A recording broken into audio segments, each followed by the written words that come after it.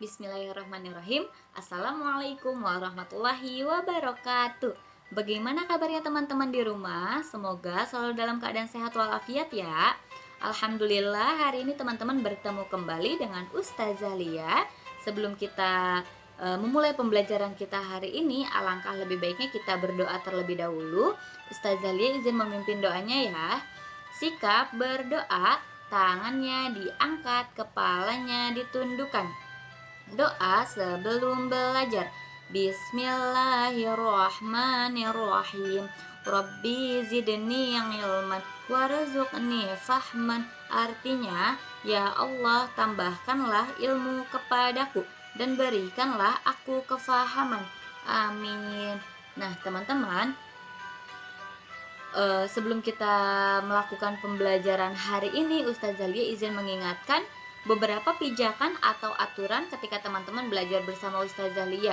Di layar teman-teman sudah ada beberapa aturan dan pijakannya. Ustazah Lia izin membacakannya lagi. Yang pertama, pastikan teman-teman mengikuti pembelajaran dari awal hingga tuntas.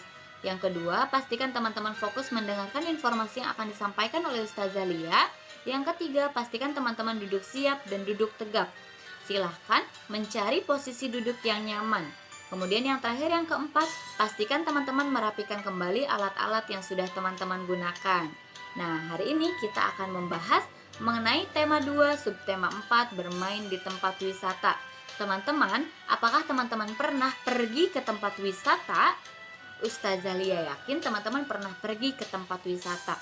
Nah, ketika teman-teman pergi ke tempat wisata, itu artinya teman-teman sedang berhijrah atau berpindah dari satu tempat ke tempat yang lainnya. Nah, di sini ada ayat Al-Quran yang menjelaskan mengenai hijrah. Di sana dituliskan di dalam Al-Quran surat An-Nisa ayat 100 yang artinya, barang siapa berhijrah di jalan Allah, niscaya mereka mendapati di muka bumi ini tempat hijrah yang luas dan rezeki yang banyak. Barang siapa keluar dari rumahnya dengan maksud berhijrah kepada Allah dan Rasulnya, kemudian kematian menimpanya sebelum sampai ke tempat yang dituju, maka sungguh telah tetap pahalanya di sisi Allah, dan Allah Maha Pengampun lagi Maha Penyayang. Nah, ayat yang tadi sudah dibacakan itu mengatakan bahwa jangan kita berpikiran atau menyangka bahwa bumi yang Allah ciptakan ini sangat sempit atau hanya berakhir di kota Karawang atau negeri Indonesia saja. Nah, bumi yang Allah ciptakan ini sungguh sangat luas, teman-teman. Nah, barang siapa yang keluar dari rumahnya dan berhijrah karena Allah, maka Allah akan membukakan kepadanya pintu keberhasilan. Nah, ia akan memperoleh kelapangan hidup yang lebih banyak di dunia ini. Di samping itu, bila maut menjemputnya dalam perjalanan hijrah tersebut, maka pahalanya telah tersedia di sisi Allah. Nah, teman-teman, akan tetapi ada beberapa catatan yang dimaksud dengan hijrah di sini ya. Nah, hijrah di sini itu yaitu hijrah dalam rangka menjaga agama. Nah, salah satunya yaitu untuk menuntut ilmu atau mencari ilmu. Nah, teman-teman, selanjutnya Ustazah Lia izin menjelaskan mengenai tempat wisata atau pengertian tempat wisata. Nah, tempat wisata adalah tempat berpergian atau objek rekreasi yang bisa teman-teman kunjungi. Apa tujuannya? Tujuannya itu untuk berlibur dan mendapatkan pengalaman yang baru. Nah, selanjutnya ada beberapa macam bentuk tempat wisata, yaitu ada wisata alam, ada wisata religi, ada wisata wahana. Nah, Ustazah Lia akan memberikan contohnya satu persatu dari wisata alam, wisata religi, dan wisata wahana. Nah, untuk yang pertama, contohnya ada wisata alam. Nah, contohnya itu ada gunung, ada laut, dan yang ketiga ada curug. Nah, di Karawang sendiri kita memiliki gunung, kita juga memiliki laut, kita juga memiliki curug. Nah, contohnya gunung, ada Gunung Sanggabuana, ada Gunung Goong, ada Gunung Rungking. Untuk pantai atau laut ada Pantai Samudra Baru, ada Pantai Pakis Jaya, dan pantai lainnya. Dan kemudian untuk curug ada Curug Cigentis, ada Curug Putih, ada Curug Bandung. Nah, Selanjutnya wisata religi. Wisata religi itu kita bisa mengunjungi masjid. Salah satu masjid di Karawang itu ada Masjid Agung, yaitu masjid tertua di Jawa Barat. Kemudian juga kita bisa mengunjungi makam ulama seperti wali atau syekh. Nah, salah satu contohnya di Karawang itu ada makam Syekh Kuro yang letaknya di daerah Cilamaya. Nah, selanjutnya ada wisata wahana. Wisata wahana itu seperti contohnya ada Dufan dan wisata air atau bermain air. Nah, sekarang hari ini kita akan belajar bahasa Indonesia dan yang akan dibahas mengenai laporan pengamatan. Akan tetapi sebelum Ustazah Lia menjelaskan mengenai laporan pengamatan dan teman-teman membuat laporan pengamatan, Ustazah Lia izin mengingatkan kembali materi yang sebelumnya atau mereview materi sebelumnya di pekan yang lalu.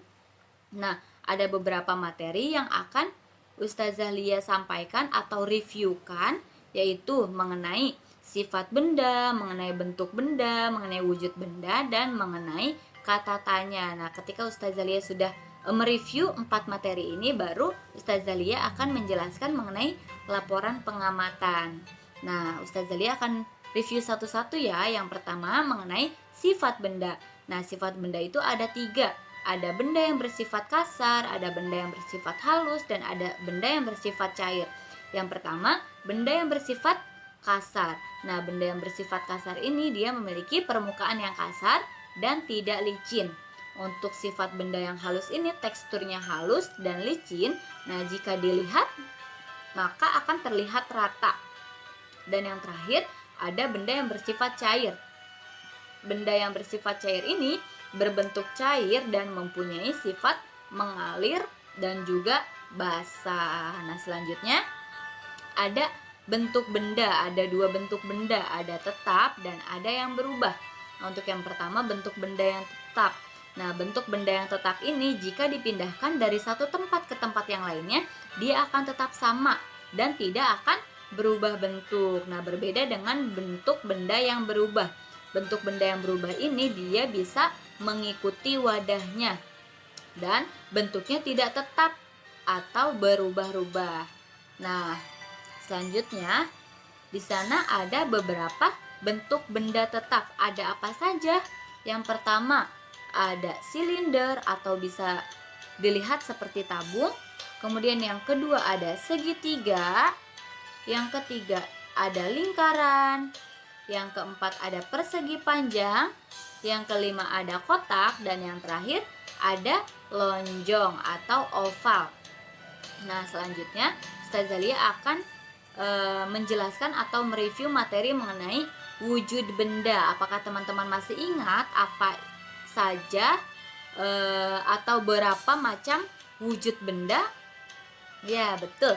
Ada 3 macam wujud benda, yaitu ada benda yang berwujud padat, ada benda yang berwujud cair, dan ada benda yang berwujud gas. Nah, untuk benda yang berwujud padat ini dia memiliki bentuk yang padat dan tidak dipengaruhi wadah atau tempat. Nah, untuk benda yang berwujud cair ini mempunyai sifat basah, bentuknya berubah dan bentuknya mengikuti wadah atau tempatnya. Dan yang terakhir ada benda yang berwujud gas. Benda yang berwujud gas ini tidak dapat dilihat dan tidak dapat disentuh. Akan tetapi teman-teman dapat merasakannya. Dan biasanya benda yang berwujud gas ini dia selalu mengisi ruang. Contohnya seperti kamar, seperti kelas, seperti ruang tamu, ruang makan, dan yang lainnya.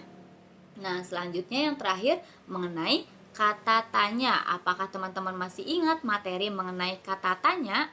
Pekan lalu kita baru menjelaskan atau membahas mengenai materi kata tanya. Ada berapa ya jenis kata tanya? Betul, ada 7 jenis kata tanya, yaitu ada kata tanya apa, fungsinya untuk menanyakan sifat, jenis, dan kegiatan. Kemudian ada kata tanya siapa, fungsinya menanyakan nomina insan. Yang ketiga ada kata tanya berapa, yang fungsinya menanyakan jumlah, ukuran, dan satuan.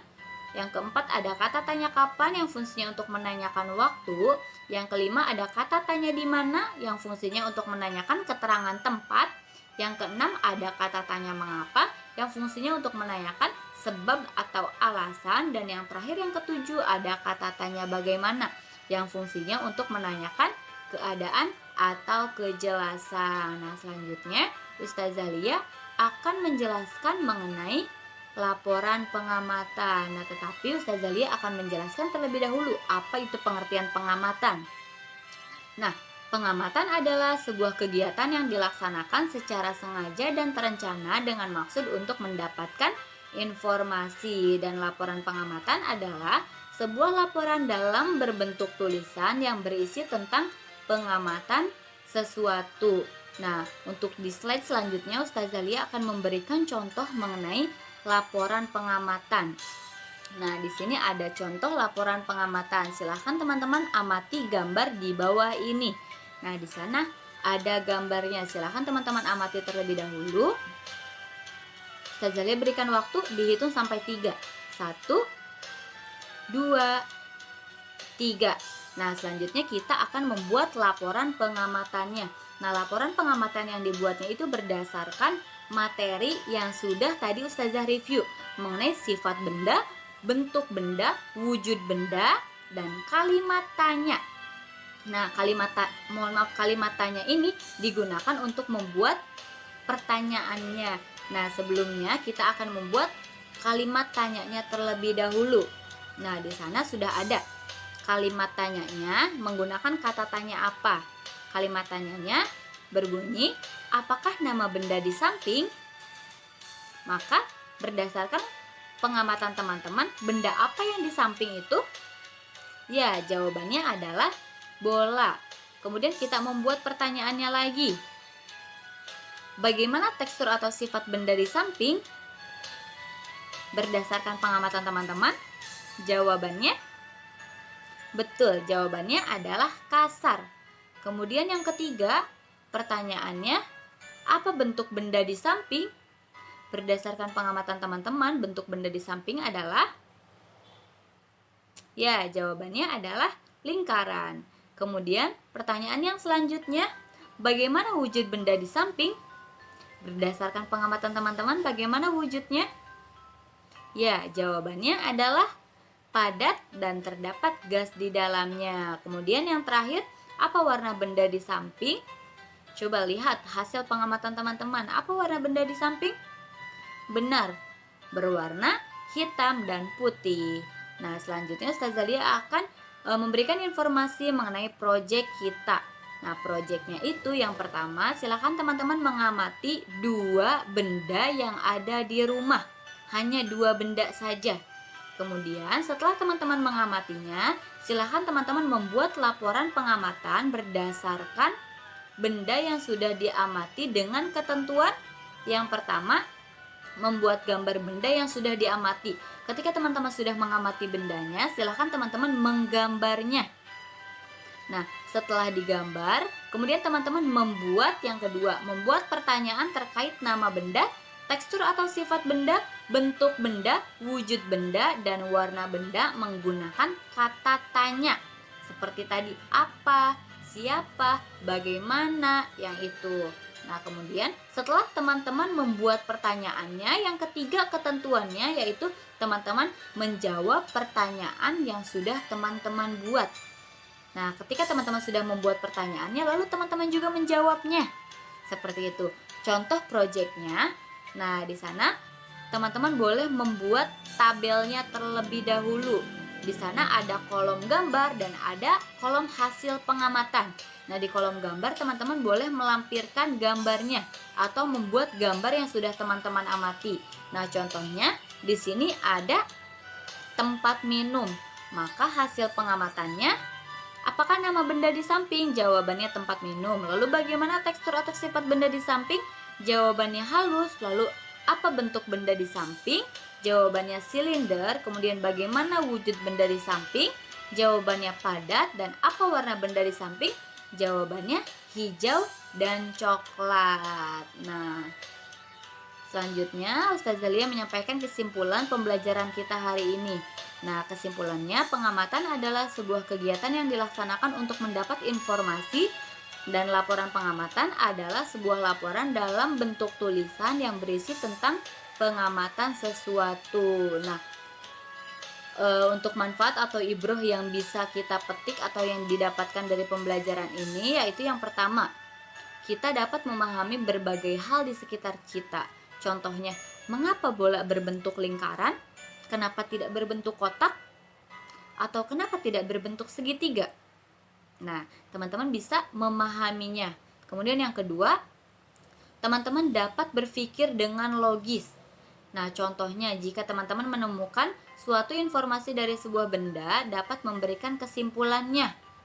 Nah, ketika teman-teman sudah mendapatkan atau ketika teman-teman sudah menemukan satu informasi dari sebuah benda, teman-teman dapat memberikan kesimpulannya. Contohnya itu, jika bola tidak berbentuk lingkaran, ketika ditendang maka tidak akan menggelinding. Coba, ketika bola berbentuk kotak, apakah bisa menggelinding? Tidak. Ketika bola berbentuk segitiga, apakah bisa menggelinding? Tidak. Maka kesimpulannya, jika bola tidak berbentuk lingkaran, ketika ditendang maka tidak akan menggelinding. Contoh lainnya, jika bola berwujud cair, ketika ditendang maka akan pecah. Seperti itu. Nah, mungkin cukup sekian yang bisa dapat Ustazah Lia sampaikan. Kita tutup kegiatan kita hari ini dengan membaca hamdalah bersama-sama.